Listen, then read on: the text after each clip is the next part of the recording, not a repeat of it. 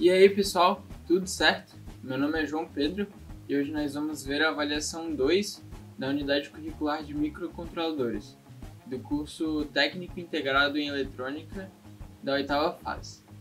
Então vamos começar aqui a ver o código. O código ele começa definindo a frequência do microcontrolador, é feito os includes das bibliotecas que nós vamos utilizar, definido as funções com os bits, declaradas variáveis globais, né? E aí são declaradas previamente as funções, né, que nós vamos utilizar. Então ele vai ser basicamente separado em 4 etapas ali, né, de explicação. Vai ter uma função que vai iniciar o servomotor, outra que vai iniciar o motor CC, o sonar e uma função que vai checar os dois lados e ver qual dos dois lados que está livre, né? Qual dos lados que o carrinho consegue passar. E agora vamos ver a função Start Servo. Ela começa no registrador TCCR2A, configurando ele para o modo CTC, né? Que é o modo de comparação. Então ele conta até um determinado valor e depois retorna para zero. No TCCR2B, o pré-scaler ele é setado para 64. Então a frequência dividida pelo pré-scaler resulta na frequência no contador. E aí, invertendo esse valor, ele vai dar o período. E aí, o período de contagem, né? E aí, quando nós setamos o OCR2A para 125, nós conseguimos um período de estouro ali de 0,5 milissegundos. Então, tem no registrador TIM SK2, a gente habilita o estouro, né, de interrupção por estouro. E aí, nós habilitamos o servo para frente, né? Porque quando o Y ele é igual a 3, a roda dianteira ela é ajustada e a roda dianteira do carrinho ela é ajustada e ela é virada para frente. Entrando então na interrupção do servomotor, né? Que é a do timer 2.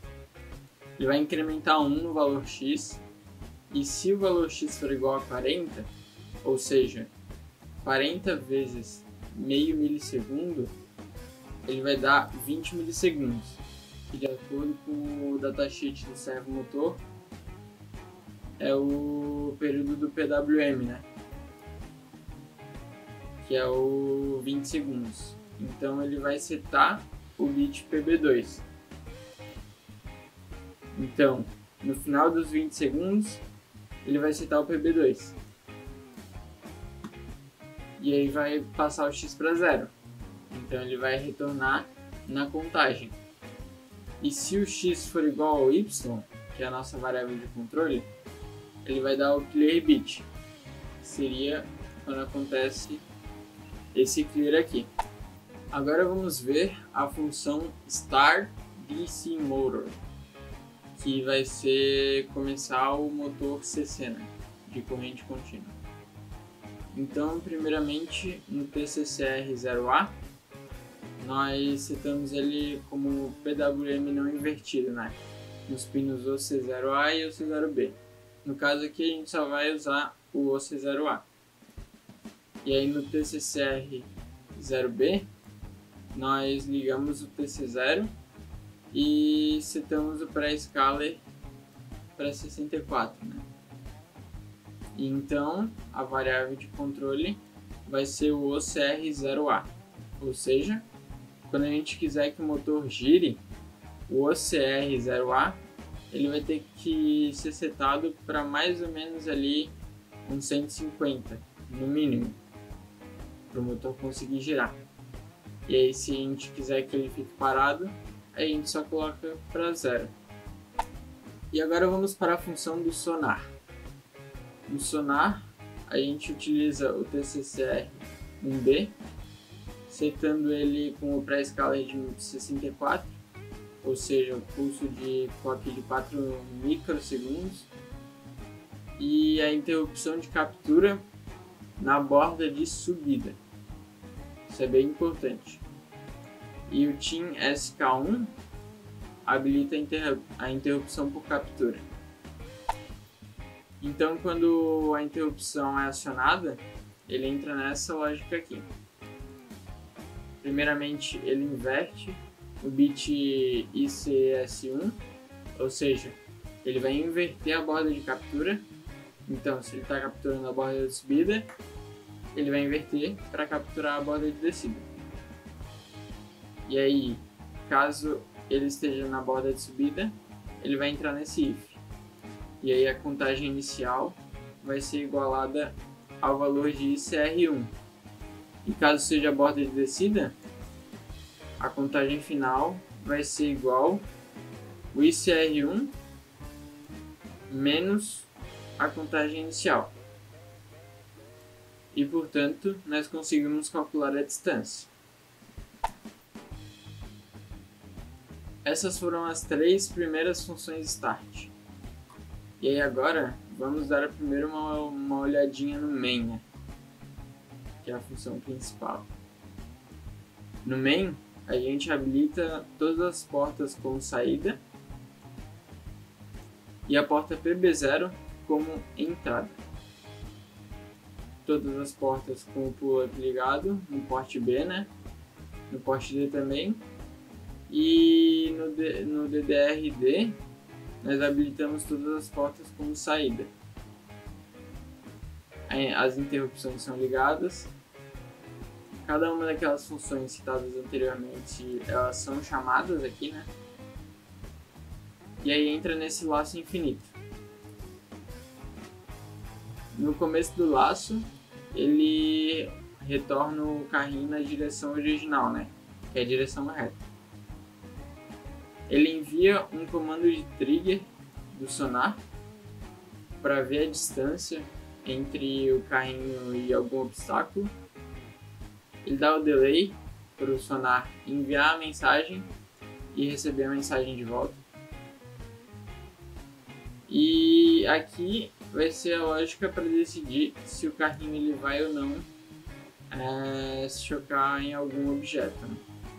Então, se a distância for menor que 30, ou seja, se ele tiver menos de 30 centímetros de um objeto na frente dele, ele vai setar o PB5, ligar o LED do Arduino, ele vai desligar o motor para o carrinho parar, ele vai entrar nessa função para checar os lados e depois desviar dos lados.